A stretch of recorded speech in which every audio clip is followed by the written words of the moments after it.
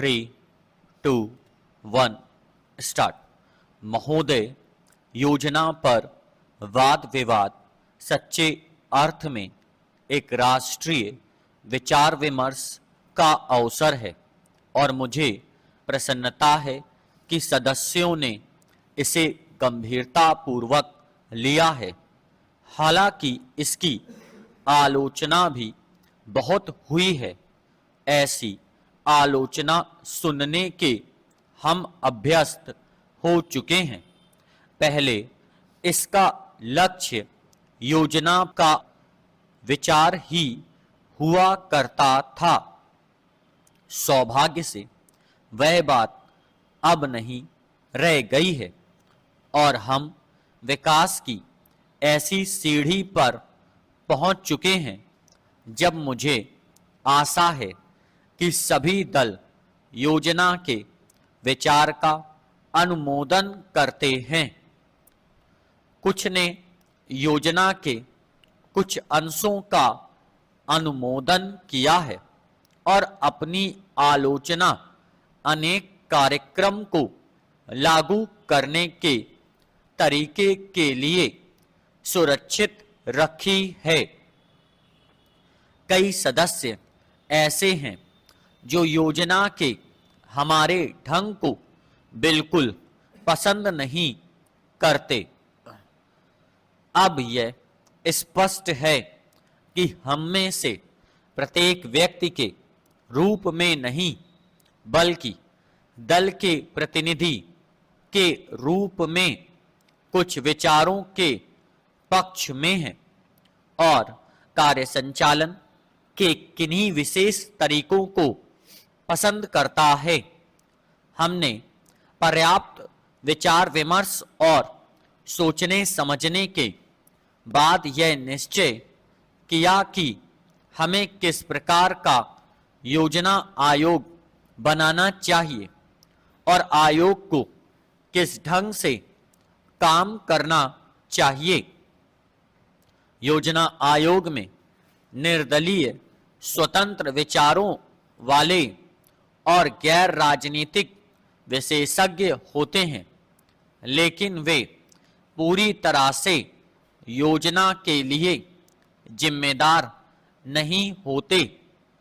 योजना का निर्माण प्रत्येक राज्य के विभिन्न स्तरों के लोगों के साथ अनेक विचार विनिमयों के आधार पर होता है और अंततः उसे अंतिम रूप देने के लिए राष्ट्रीय विकास परिषद में प्रस्तुत किया जाता है, जिसके अंतर्गत सभी मुख्यमंत्री होते हैं, जिनमें अनेक अन्य दलों के होते हैं। वे मिल बैठकर अपने विचार व्यक्त करते हैं।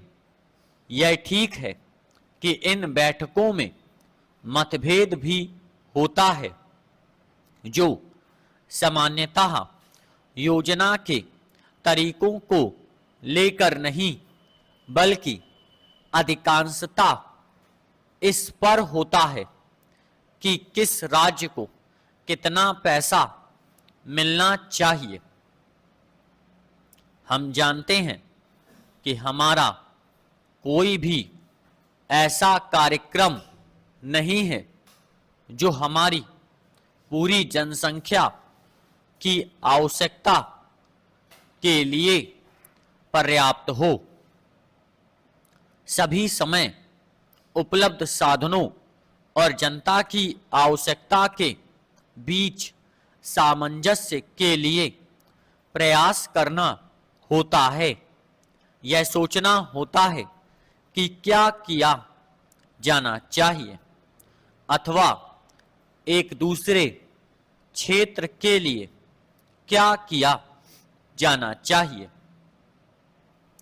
कुल मिलाकर यह योजना अगले 4 वर्षों के लिए प्रगति का घोषणा पत्र है। हमें कुछ अनुमान है। महोदय, यद्यपि योजना के अंतिम रूप पर यह औपचारिक बहस अब हो रही है। हमने योजना के प्रारूप के बारे में काफी ब्यौरेवार विचार किया था। एक माननीय सदस्य ने कहा कि योजना से ऐसा नहीं लगता कि कामों को निपटाने में तत्परता जरूरी है। मैं समझती हूं कि योजना के प्रारूप और उसके अंतिम रूप में यही अंतर है। अंतिम रूप में हमने तात्कालिकता पर जोर दिया है, जिसका प्रमाण यह है कि उसमें आज की प्रमुख समस्याओं की पहचान की गई है, जैसे बेरोजगारी या क्षेत्रीय असंतुलन अथवा अन्य ऐसी ही बातें। इनमें से कुछ समस्याओं के समाधान में कोई विलंब नहीं होना चाहिए और उन्हें तत्काल दृढ़ निश्चय के साथ हल किया जाना चाहिए। लेकिन कुछ परिस्थितियां ऐसी होती हैं जिनमें हमें काम करना होता है। कुछ मान्य तरीके हुआ करते हैं। इनमें से एक है लोकतंत्रीय प्रक्रिया। बहुत से लोग चाहते हैं कि हम कई काम एक साथ करें और इनमें से कुछ के बारे में हम सहमत भी हैं कि वे सही काम हैं, लेकिन हम लोकतंत्रीय प्रक्रिया के प्रति वचनबद्ध हैं। हम जनता की राय से काम करने के लिए प्रतिबद्ध हैं। हमें अधिकाधिक जनता और पार्टियों को अपने साथ लेकर आगे बढ़ना है। मैं समझती हूं कि अगर इससे हमारी गति कुछ धीमी भी रहती है तो भी हमारी प्रक्रिया को बल मिलता है और हम जो भी काम हाथ में लेते हैं उसे बल मिलता है। दूसरा तरीका मिश्रित अर्थव्यवस्था का है, जिससे शायद कुछ लोग सहमत नहीं हैं, लेकिन जिसे हमने अपने लिए निर्धारित किया है। ऐसी अर्थव्यवस्था की अनेक त्रुटियां भी होती हैं, लेकिन हमारे देश में आज जो परिस्थिति है उसमें हमारी सरकार, हमारे पूर्ववर्तियों और आज के सहयोगियों ने यह अनुभव किया कि हमें इस तरीके को अपनाकर चलना चाहिए। मिश्रित अर्थव्यवस्था का अर्थ मेरी समझ में यह नहीं है कि कुछ समृद्ध परिवारों को इसका लाभ मिलता रहे।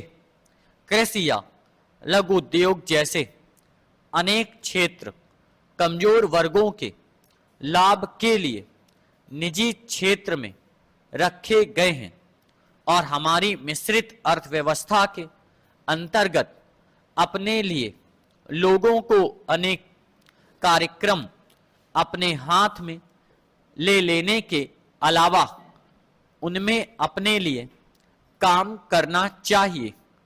मुझे मालूम है कि स्वाधीनता के तुरंत बाद जो स्थिति उत्पन्न हुई थी उसका कुछ परिवारों, ग्रुपों, व्यावसायिक घरानों ने निजी स्वार्थ के लिए लाभ उठाया। Full stop.